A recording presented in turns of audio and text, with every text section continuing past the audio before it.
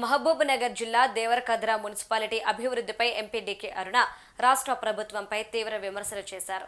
దేవరకద్రను మున్సిపాలిటీగా ప్రకటించినప్పటికీ కనీస మౌలిక వసతుల కల్పనలో రాష్ట్ర సర్కార్ పూర్తిగా విఫలమైందని ఆమె విమర్శించారు. రోడ్లు, డ్రైనేజీ, పారిశుద్ధ్యం వంటి పనులకు రాష్ట్రం పైసా నిధులివ్వడం లేదని, కేవలం కేంద్రం ఇచ్చే నిధులు, ప్రజలు కట్టే పన్నులతోనే అరకొర పనులు జరుగుతున్నాయని ధ్వజమెత్తారు.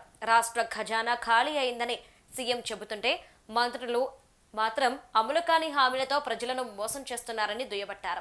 దేవరకద్రాలో రైల్వే ఓవర్ బ్రిడ్జ్ పూర్తయ్యాక స్థానికుల ఇబ్బందులను గమనించిన తన ప్రత్యేక చొరవతో లిమిటెడ్ హైట్ సబ్వే మంజూరు చేయించానని, దీనికి ఫిబ్రవరిలో టెండర్లకు పిలువనున్నట్లు వెల్లడించారు.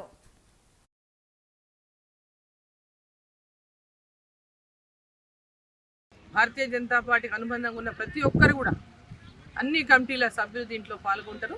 ఈ యొక్క మీడియా ద్వారా కూడా వాళ్ళకి సమాచారం నేను తెలియజేస్తా ఉన్నా. మరి దానికి ప్రిపేర్డ్గా 4th రోజు కోసం అందరూ కూడా ప్రిపేర్ అయ్యి మరి మన జాతీయ అధ్యక్షులకి ఘన స్వాగతం పలికి వారి యొక్క మార్గదర్శనంలో మన భారతీయ జనతా పార్టీని మన తెలంగాణ రాష్ట్రంలో మరి బలోపేతం చేయడానికి మొట్టమొదటిగా మన మహబూబ్నగర్ జిల్లాకు వస్తున్నటువంటి సందర్భంగా మనం అందరము సమిష్టిగా పెద్ద ఎత్తున హాజరై మరి పాలమూరు జిల్లాలో భారతీయ జనతా పార్టీని మరి ఈరోజు ఒక పార్లమెంటు సభ్యురాలుగా మహబూబ్నగర్ నుంచి దాన్ని గెలిపించినారు. అదేవిధంగా భవిష్యత్తులో ఇంకా ఎమ్మెల్యేలు మహబూబ్నగర్ జిల్లాలోని ఇప్పుడు ఉన్నటువంటి ఎమ్మెల్యే స్థానాల్లో భవిష్యత్తులో గెలిపించుకోవడం కోసం ఈ జరుగుతున్నటువంటి మున్సిపాలిటీ